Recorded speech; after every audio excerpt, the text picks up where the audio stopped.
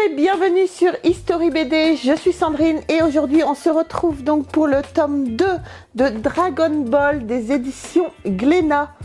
Alors c'est vraiment une très belle Ultimate édition que je vous conseille vraiment, elle est absolument magnifique. Mais j'ai décidé de ne pas faire cette vidéo toute seule. J'ai invité quelqu'un qui est un grand fan, vraiment un grand fan de Dragon Ball.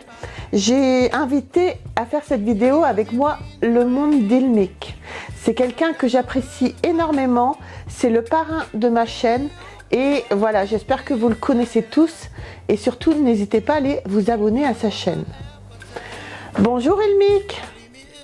Salut ma Sandrine, j'espère que tu vas bien. Bah écoute, oui, moi ça va très bien et je suis vraiment très contente de faire cette vidéo avec toi. Mais moi de même, je suis super content, merci pour ton invitation et dis-moi ce que tu veux, je crois comprendre que tu vas parler de Dragon Ball, donc bah je suis là. Je sais que tu es vraiment un grand fan de Dragon Ball. Fan de Dragon Ball ? Oui, alors j'ai 2-3 trucs de Dragon Ball chez moi, effectivement, j'en ai plein les armoires en fait, du Dragon Ball. Et c'est quelque chose que j'ai réussi à refourguer à mon gamin qui lui aussi, du haut de ses 16 ans, bah lui aussi maintenant, il aime également Dragon Ball, donc oui, grand fan de Dragon Ball. Ouais, bien sûr, quelques petits trucs. Mais moi je trouve ça vraiment bien d'avoir en commun avec ton fils cette passion de Dragon Ball. C'est vraiment génial et c'est vraiment quelque chose qui peut rapprocher les gens et je trouve ça super. Peux-tu nous parler de cette Ultimate édition et nous dire ce que tu en as pensé? Alors cette Ultimate édition, j'ai découvert il y a pas si longtemps en fait. Il y a une époque quand j'étais beaucoup plus jeune, j'avais tous les mangas, mais les mangas d'origine qui étaient édités par Glénat, il me semble. C'était pas mal. Disons qu'à l'époque, on connaissait pas forcément les mangas, donc c'était le début des mangas. Et puis c'est Nigo de français, lorsqu'ils ont voulu éditer ces mangas en France, ils se sont dit les Français sont trop bêtes pour lire des mangas dans le sens original, donc ils ont retourné toutes les planches et ils ont mis les planches à l'envers en fait pour qu'on puisse nous le lire comme on a l'habitude, c'est-à-dire de gauche à droite. C'est bien sympa, le souci c'est que ça dénature complètement la façon dont a dessiné Akira Toriyama ses personnages, ça les met à l'envers, en miroir, et ça leur a notamment posé des problèmes lorsqu'on arrive sur l'arc du ruban rouge, où il y a R, ruban rouge, Red Ribbon en anglais, et bah forcément comme ils ont mis les planches à l'envers, bah ça faisait des R à l'envers. Donc pour saloper un peu plus le travail d'Akira Toriyama, ils ont rien trouvé de mieux à faire que complètement effacer les R, donc ça fait juste deux logos qui s'imbriquent l'un dans l'autre, et on n'a même plus les R dessus, ils ont été complètement effacés.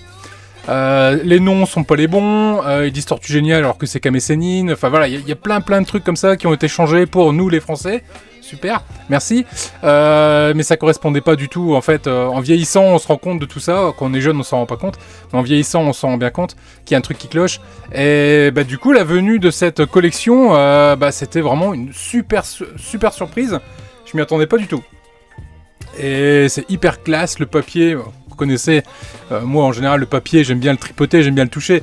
Là on est sur du papier vraiment de qualité avec une pochette un peu brillante et autres. Franchement quand on l'a dans les mains, alors certes c'est 10 € l'unité, mais quand on l'a dans la main, ouais, ça fait plaisir. Et ça regroupe un peu plus qu'un tome. Donc ça c'est pas mal aussi. Au final, on va se retrouver avec une collection un peu moins large, on va dire en profondeur, étant donné qu'ils ont réussi à concentrer ça dessus. Mais surtout, ils ont laissé la lecture originelle des planches, donc de droite vers la gauche, comme un manga en fait, à l'envers. Du moins à l'envers pour eux, pas pour nous. Et puis ils ont mis les vrais noms, ils ont mis les vraies attaques, ils ont mis voilà, toutes ces choses-là. Et là, du coup, ça devient vraiment un pur plaisir de découvrir cette super collection que personnellement, je surkiffe. Alors c'est vrai que c'est une édition magnifique, je suis d'accord avec toi, le papier est très qualitatif, les feuilles sont épaisses, c'est vraiment génial et rien que en rouge comme ça, rien que la couverture, elle est vraiment magnifique. Alors, je sais que tu as essayé déjà de me l'expliquer une fois, mais peux-tu nous parler des boules de cristal avec les étoiles dedans? J'ai un petit peu de mal à comprendre tout ça. Alors effectivement, le tenant, enfin du moins le tout début de l'intrigue de Dragon Ball, c'est effectivement ces fameuses boules de cristal qui sont recherchées par Bulma ce qui permet, lorsque Bulma, à l'aide de son gros radar, retrouve une des boules que possède Goku, qui est la boule numéro 4, qui est juste là, voilà. Cette boule de cristal numéro 4, qui appartenait avant à son grand-père, ce qui en fait du coup une boule de cristal assez unique, qui a une histoire, par rapport aux autres qui n'ont pas forcément d'histoire, mais en tout cas cette boule à 4 étoiles a une histoire, c'était celle de son grand-père à Goku, et on la retrouve après sur le chapeau de Gohan, lorsqu'il est jeune. Donc ces boules de cristal, d'où elles viennent, au début de l'histoire on n'en sait pas trop, on sait juste qu'il faut en réunir 7 pour faire apparaître le dragon Shenron, un dragon Shenron qui va nous exaucer un vœu, parce qu'au début il y a juste un vœu qui est possible. Plus tard dans la saga, on en apprend un peu plus sur l'origine de ces Dragon Ball, notamment leur origine extraterrestre, qui viennent de la planète Namek, donc créée par les Namek, et sur la planète Namek, pareil, il en faut 7 aussi, par contre elles sont beaucoup plus grosses et elles peuvent exaucer 3 vœux, contrairement sur la planète Terre, enfin du moins la planète Terre de Dragon Ball. Donc voilà, en gros, sans trop en dire, en gros, c'est Dragon Ball, c'est le fil rouge de l'histoire de Dragon Ball, du moins dans son premier arc, l'arc du ruban rouge, toute la première partie de l'histoire où on est vraiment sur du Dragon Ball. Là on est à fond sur les boules. Merci beaucoup pour toutes ces explications avec les boules de cristal, avec les étoiles dedans. Je voyais pas quel rapport ça avait. Merci beaucoup, tu es vraiment un grand fan et merci pour ces explications. Et du coup, en parlant des boules de cristal, du coup, on va faire une petite pause avec le monde Dilmic. On va se retrouver pour l'histoire et les planches de Dragon Ball, donc le tome 2. Et on se retrouve tout de suite après avec le monde Dilmic. Son Goku et Bulma réussissent à mettre la main sur une nouvelle boule, mais elles sont capturées par Pilaf, un gnome démoniaque qui leur dérobe leurs biens dans le but d'asservir la terre entière. En possession de cette boule de cristal, Pilaf invoque alors le dragon sacré lors d'une nuit de pleine lune. Mais tout ne se passe pas comme prévu et Son Goku se change en un monstrueux singe géant. Un volume délirant qui voit aussi le début de l'entraînement de Goku auprès de son maître Kame Sennin.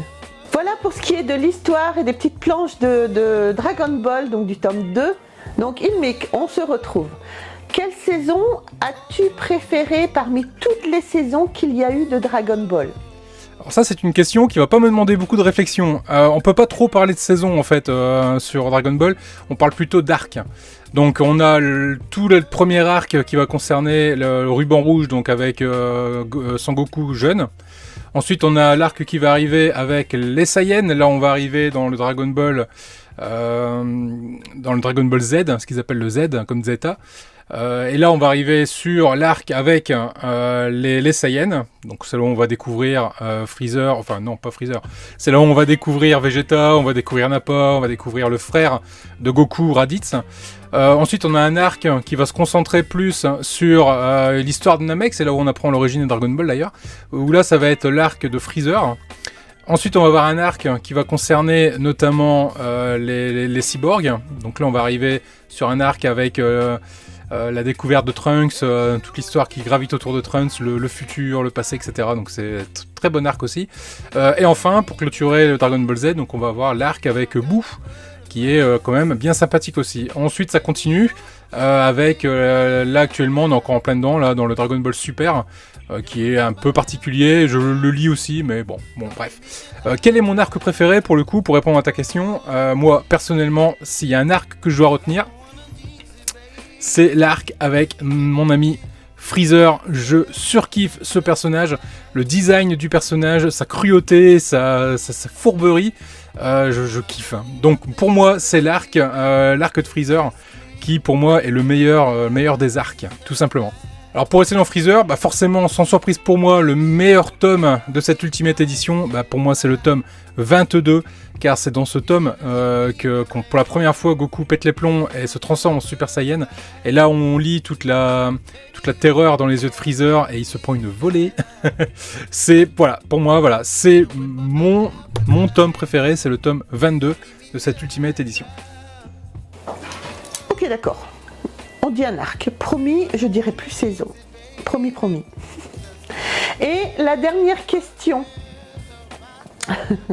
La dernière question, Dragon Ball GT existe-t-il? Dragon Ball quoi? GT? Non, non, ça n'existe pas.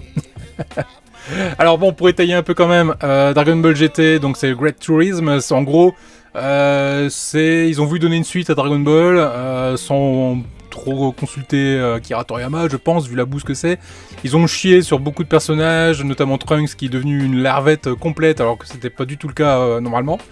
Et l'histoire est franchement bof, le truc c'est capillotracté de partout, c'est... Voilà, pour beaucoup de fans, Dragon Ball GT n'existe pas, et je fais partie de ces fans pour qui Dragon Ball GT n'existe pas.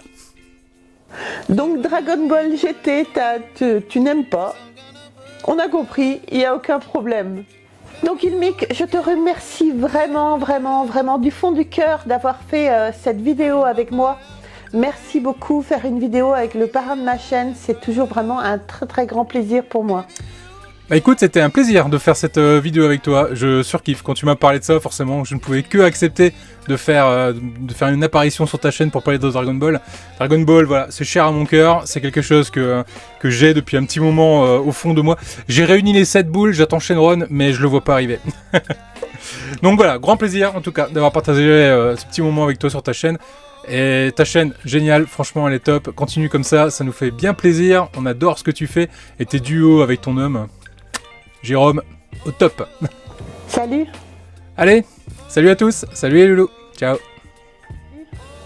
Donc voilà les amis, si vous ne connaissez pas la chaîne Le Monde d'Ilmic, surtout n'hésitez pas à aller vous abonner à sa chaîne.